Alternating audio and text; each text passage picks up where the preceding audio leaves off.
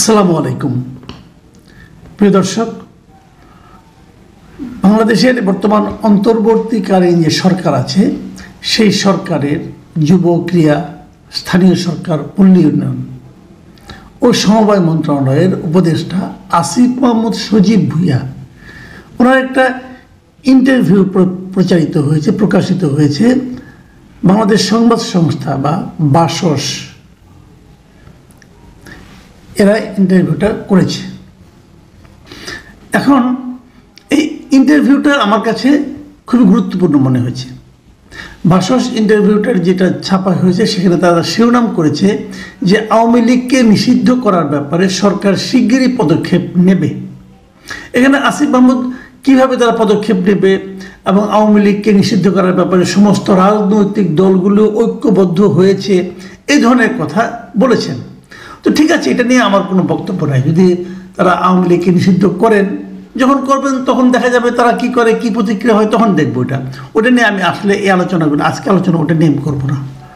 আজকে আমি যে আলোচনাগুলো করতে চাই ওনার দুটো প্রসঙ্গ নিয়ে। তার মধ্যে একটা হলো দাবি। উনি একটা জিনিস বলেছেন যে একটা দাবি হিসাবে, যে উনি বলেছেন যে একটা প্রশ্নের জবাবে উনি বলেছেন যে আমি মনে করি সাধারণ মানুষ কিংবা রাজনৈতিক দল যে বা যারাই হই না কেন আমরা এদেশের জনগণকে রিপ্রেজেন্ট করি। এই হলো তার বক্তব্য, যে আমরা যেই হই না কেন, আমরা রাজনৈতিক দল বা সাধারণ মানুষ হই, ওনারা মানে এই অন্তর্বর্তীকালীন সরকার যেটা, তারা নাকি দেশের জনগণকে রিপ্রেজেন্ট করেন। তো এই দাবিটা কিন্তু একটা বড় দাবি। দেশের জনগণ কিন্তু 18 কোটি জনগণ, পুরো জনগণকে ওনারা রিপ্রেজেন্ট করেন। এটা আমি কি করে বুঝবো? ওনাদের প্রত্যেকটা কর্মকাণ্ড কি জনগণ মেনে নিচ্ছেন? তাহলে দাবি দেওয়া নিয়ে মিছিল মিটিং হচ্ছে কেন? তাহলে আন্দোলনে আহতরাই বা মিছিল মিটিং করছে কেন? গভীর রাতে যে এনে প্রধান উপদেষ্টা বাসার সামনে বসে থাকছে কেন? ওনারা রিপ্রেজেন্ট করেন। এই রিপ্রেজেন্ট করার ম্যান্ডেটটা উনি কোথায় পেয়েছেন, কিভাবে পেয়েছেন? এই সমস্ত প্রশ্নগুলি কিন্তু আসে এবং আমার মনে হয় এটা একটু বেশি দাবি হয়ে গেল কিনা আমি জানি না। যাই হোক, এটা নিয়ে আমার তেমন কোনো বক্তব্য নেই। কীভাবে তারা রাজনৈতিক দলকে নিষিদ্ধ করবেন না, আইন কি আছে সেগুলিও উনি কিছু বলেছেন, সেগুলো কিছু ফাঁকফোকরও আছে। তারপরেও আমার এটা নিয়ে কোনো বক্তব্য নেই। আমি যে কথাটা নিয়ে আসলে আলোচনা করতে চাই সেটা হলো নির্বাচন নিয়ে। যে সাংবাদিক ওনার ইন্টারভিউটা নিয়েছেন তিনি জিজ্ঞাসা করেছেন যে সরকার চায় সংস্কার, রাজনৈতিক দলগুলো চায় নির্বাচন, এক্ষেত্রে বিষয় দুটি সাংঘর্ষিক হয়ে যাচ্ছে কিনা, এই ছিল প্রশ্ন। এই প্রশ্নের জবাবে মিস্টার আসিফ মাহমুদ বলেন যে না, মোটেই সাংঘর্ষিক নয়, এই বিষয়গুলোর পুরোটাই আমাদের সদিচ্ছার উপর নির্ভর করে। ওনার বক্তব্য যে সরকারের যে সংস্কার এবং রাজনৈতিক দলগুলোর যে নির্বাচনের আকাঙ্ক্ষা, নির্বাচন দ্রুত দেওয়ার জন্য যে দাবি, তার মধ্যে উনি কোনো সংঘর্ষ দেখছেন না। তাহলে দুদিন আগে এই সংস্কার নিয়ে তারেক রহমান সাহেব কি বলেছিলেন এটা কি উনি পড়েননি? সংস্কারের নামে, সংস্কারের বিষয়ে যে তারেক রহমান সাহেব সন্দেহ প্রকাশ করেছেন এটাও উনি পড়েননি। ঠিক আছে, উনি তারপরে তারেক রহমান সাহেবের সংঘর্ষ অথবা তারেক রহমান সাহেবের সন্দেহ এটাকে যদি উনি সাংঘর্ষিক মনে না করেন তাহলে ভালো, আমার কোনো অসুবিধা নেই। উনি বলছেন পুরোটাই আমাদের সদিচ্ছার উপর নির্ভর করে। আমাদের মানে কাদের? উপদেষ্টাদের, মানে সরকারের, নাকি পুরো রাজনৈতিক দল এবং সরকারের? এই জিনিসটা ক্লিয়ার করলে ভালো হতো।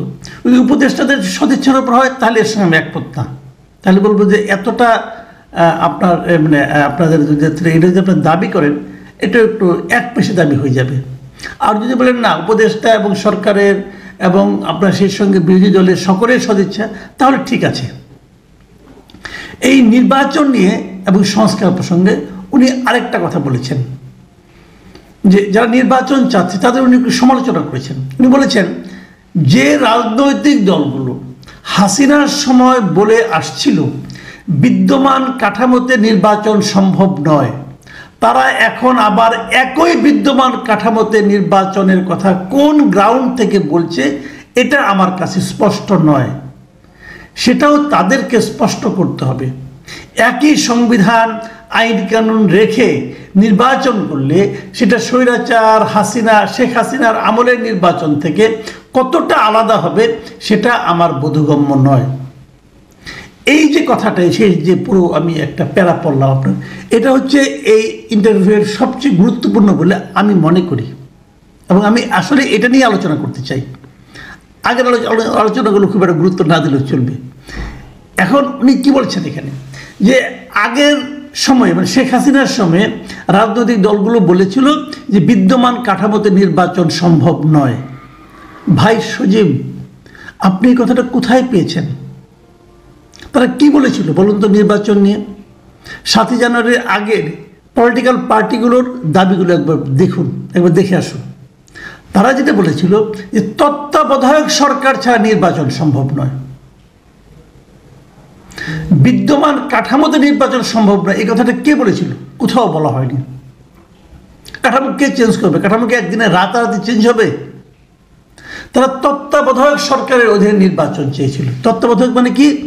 নির্দলীয় নিরপেক্ষ একটা সরকারের অধীনে তারা নির্বাচন চেয়েছিল। আরও যদি আমি স্পষ্ট করে বলি, তারা এমন নির্বাচনের সময় এমন একটা সরকারকে রাষ্ট্র ক্ষমতায় দেখতে চেয়েছিল যে সরকার প্রত্যক্ষ বা পরোক্ষভাবে এই নির্বাচনে অংশ নেবে না, অথবা নির্বাচনে অংশগ্রহণকারী কোনো একটা পক্ষের সঙ্গে প্রত্যক্ষ বা পরোক্ষভাবে সংযুক্ত থাকবে না বা তাদের প্রতি সহানুভূতি প্রদর্শন করবে না। এরকম একটা সরকারের অধীনে তারা নির্বাচন চেয়েছিল। বিদ্যমান কাঠামো আপনি পুরোটা ঠিক করবেন, সংবিধান আইন কানুন সব চেঞ্জ করে ফেলাবেন, তারপরে নির্বাচন দিবেন, এটা যদি আপনি বলেন তখন তো আপনার মতলব নিয়ে প্রশ্ন উঠবে। এগুলো ঠিকঠাক করতে তো আপনার 1 বছর হবে না রে ভাই, 5-6 বছর লেগে যাবে। ততদিন আপনার ক্ষমতায় থাকবেন, ওই যে বলছেন যে আমরাই জনগণ, আমরা তাদের প্রতিনিধিত্ব করি, তাদের রিপ্রেজেন্ট করি, ওই দাবি দেয়া, এটা হয় না, এত সহজ না। আপনার যুক্তি সবাই মানবে না। আপনি যে রিপোর্টারকে ইন্টারভিউ দিয়েছেন সে হয়তো কাউন্টার কোশ্চেন আপনাকে করতে পারে নাই, তার মানে সবাই কাউন্টার কোশ্চেনটা করবে না তা কিন্তু নয়। প্রথমত প্রমাণ করতে হবে যে একটা নির্দলীয় নিরপেক্ষ তত্ত্বাবধায়ক সরকারের অধীনে নির্বাচনটা হবে, এটাই সবাই চায়। কাজেই আপনার কোনটা বোধগম্য নয়, আপনি তো বিষয়টাকে গুলিয়ে ফেলেছেন। কেউ বলে না যে বিদ্যমান কাঠামো বলতে বিশাল বিষয় ভাই। এই কাঠামোর মধ্যে আইন আছে, সংবিধান আছে, বিচার বিভাগ আছে, তারপরে আপনার প্রশাসন আছে। আপনি সব চেঞ্জ করে তারপরে আপনি ইলেকশন দেবেন, সেই চেঞ্জটা কে করবে? এই চেঞ্জটা করে ইখতিয়ার তো আপনার কাছে নাই। আপনার সংবিধান কীভাবে চেঞ্জ করবেন? আপনি দাবি করছেন যে আপনি জনগণকে রিপ্রেজেন্ট করেন, জনগণকে বলছি কখনো? জনগণকে বলছে যে আপনি আমাকে, আমি কি বলছি যে আপনি আমাকে রিপ্রেজেন্ট করেন? আমি তো বলিনি ভাই। আর এটা কি সারা দুনিয়া জোড়া কি এটা গ্রহণযোগ্য হবে? এটা তো হবে না এভাবে। কাজেই মোদ্দা কথাটা হলো, এখন যে কথাটা নাকি তারা বলেছিল আগের সরকারের আমলে যে আমরা একটা নির্দলীয় তত্ত্বাবধায়ক সরকারের অধীনে নির্বাচন চাই, সেই নির্দলীয় তত্ত্বাবধায়ক সরকার কি আপনারা গঠন করতে পেরেছেন? এখন যে সরকারটা আছে আপনাদেরটা, সেই তত্ত্বাবধায়ক সরকারের যে কনসেপ্ট তার সঙ্গে কি এটা সামঞ্জস্যপূর্ণ? আপনার সরকার তো এই ছাত্রদের, এই ইন্টারভিউতে ছাত্রদের রাজনৈতিক দল নিয়ে ওনাকে প্রশ্ন করা হয়েছে, উনিও বলেছেন যে কি করবেন না করবেন। সে কথা থেকে অত্যন্ত স্পষ্ট, যে দলটা হতে যাচ্ছে সেই দলের সঙ্গে প্রত্যক্ষ অথবা পরোক্ষভাবে ওনার সম্পর্ক আছে, ওনার সহকর্মী নাহিদ ইসলামের সম্পর্ক আছে, মাহফুজ আলমের সম্পর্ক আছে, এমনকি ডক্টর ইউনূসের সম্পর্ক আছে। এটা ওনার ইন্টারভিউ প্রকাশ হয় নাই, ডক্টর ইউনূস নিজেই বলেছেন যে উনি ছাত্রদেরকে রাজনৈতিক দল করতে বলেছেন। তো এই দলটার নিরপেক্ষতা নিয়ে তো প্রশ্ন উঠবে, যে কথাটা মির্জা ফখরুল ইসলাম আলমগীর বলেছিলেন, যদি এই সরকার নিরপেক্ষতা বজায় রাখতে না পারে তো নির্বাচনের সময় নতুন একটা সরকারের দরকার পড়বে। তাহলে হলোটা কি? আপনারা কিভাবে নির্বাচন অনুষ্ঠানের সময় সরকারে থাকবেন আমি কিন্তু বুঝতে পারি না। আর এটা কি পলিটিক্যাল পার্টিগুলো মানবে? আমার সেটা নিয়েও সন্দেহ আছে। প্রিয় দর্শক, সবচেয়ে বড় কথা হলো সংস্কার করতে হবে, কোনো সন্দেহ নাই। যে সমস্ত সংস্কারের কথা বলা হচ্ছে সেই সংস্কার প্রস্তাবগুলো কি যথাযথ হয়েছে? সংস্কার প্রস্তাবগুলো যারা তৈরি করেছে তাদের কোয়ালিটি তাদেরকে আপনাদের মার্ক ছিল, তাদের যোগ্যতাকে আপনাদের মার্ক ছিল, এগুলো নিয়েও তো প্রশ্ন উঠেছে। সেই সংস্কার নিয়ে এত বাহাদুরি করার কোনো প্রয়োজন নেই। দেখি রাজনৈতিক দলগুলোর সঙ্গে যখন সংস্কারে বসবেন তারা কি বলে দেখি। তবে আমি মনে করি তার আগেই আপনাদের এই যে কথাগুলো, এগুলো আমার কাছে একটু বাগাড়ম্বরপূর্ণ মনে হচ্ছে। প্রিয় দর্শক, আপনাদের কাছে কি মনে হয়? আপনারাও ভাবুন, মতামত জানান, আমরা আলোচনা করি।